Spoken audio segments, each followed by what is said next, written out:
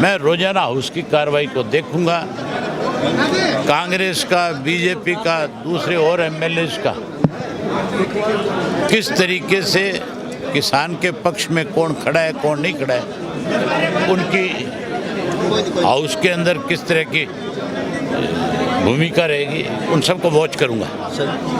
और मैं बाहर बैठ करके भी उन जो कहीं किसान को मारना चाहते हैं उनका विरोध करूंगा, और जो भूमिका मेरी अंदर थी हो सकता है मैं बाहर रह करके और ज़्यादा बड़ी निभा दूं। आपके इस्तीफे के बाद एक बड़ी चर्चा छिड़ी है सर कि और लोगों को भी इस्तीफा देना चाहिए ना देना चाहिए, खास करके कांग्रेस को लेकर चर्चाएं तमाम दोनों तरफों से हो रही हैं, लेकिन एक चर्चा इस वजह से भी है कि क्या ओपन डिबेट आपकी और हुड्डा साहब की होनी चाहिए। वो कहते हैं कि आपने भी कहते हैं कि उनको देना चाहिए। मैंने भूपेंद्र सिंह हुड्डा को बहुत बार इस बात को लेकर के आप जैसे साथियों के माध्यम से कहा है कि हुड्डा साहब जिस दिन चाहें, बीजेपी के लोग, बीजेपी का प्रधान मुख्यमंत्री जिस दिन चाहे, ये जहां मर्जी जगह तय करे, मुझे बुला ले, मैं उनके साथ इस इशू पे डिबेट करना चाहूँगा। अगर वो मेरे किसी भी सवाल का जवाब ढंग से दे दे, उससे जो ऑडियंस बैठा हो या आप लोग अगर सेटिस्फाइड हो जाएंगे तो मैं हुड्डा को लीडर मान लूँगा। हुड्डा तो कांग्रेस बीजेपी का एजेंट है। जो राज्यसभा का चुनाव था, जब सुभाष चंद्रा बीजेपी की तरफ से कैंडिडेट बना था, कांग्रेस और हम मिलकर के 37 से ज़्यादा लोग थे, 30 की ज़रूरत थी, तो चंद्रा मेंबर नहीं बन सकता था। लेकिन भूपेंद्र सिंह हुड्डा ने अपना बैलेट पेपर जो है उसको टिक भी नहीं किया, खाली छोड़ के आया। उसके 14 साथियों ने पेन की स्याही बदली।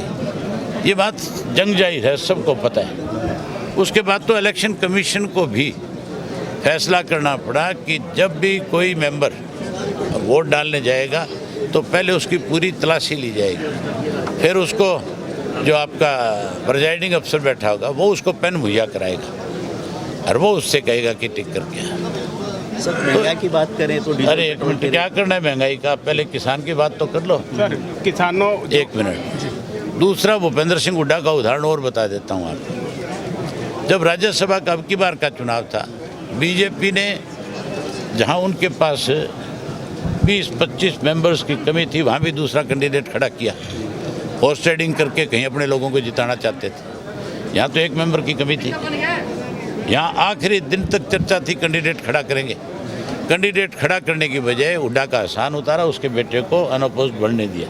अगर कैंडिडेट खड़ा कर देती बीजेपी, चाहे किसी को इंडिपेंडेंट खड़ा कर देती, तो भी आप मान के चलो हुड्डा का बेटा नहीं जीतता। 8 कांग्रेस के एमएलए आज भी ऐसे हैं जो इसके अगेंस्ट हैं, जो इसके पूरा खुले में खिलाफ हैं।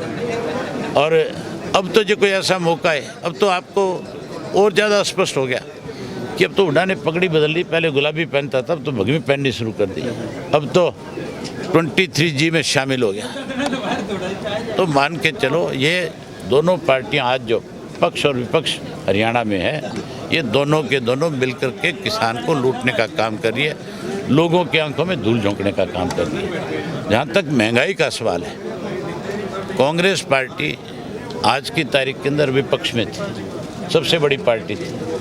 कहाँ विरोध है? कहीं कोई धरना है, कोई प्रदर्शन है, कोई गवर्नर से मिले हैं, कहीं कोई चीफ मिनिस्टर को इन्होंने कोई जा कर के कहा है। मतलब दोनों के दोनों आपस में मिलकर लोगों को मार रहे हैं। सर अपना जो पगड़ी बदली है जम्मू में जाके, कांग्रेस भी छोड़ सकता है? कांग्रेस छोड़ेगा 100%। कांग्रेस में नहीं रहेगा हुड्डा, जाना पड़ेगा हुड्डा का। आज तक का इतिहास है हरियाणा का भाई।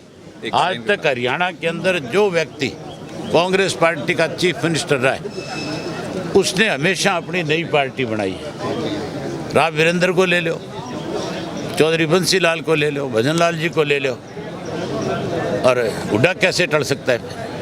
हुड्डा भी तो वही काम करेगा जो उन्होंने किया, तो रिवाज है इनके। किसानों को अपने नेताओं की बात माननी चाहिए। किसानों को किसान नेताओं की बातें माननी चाहिए।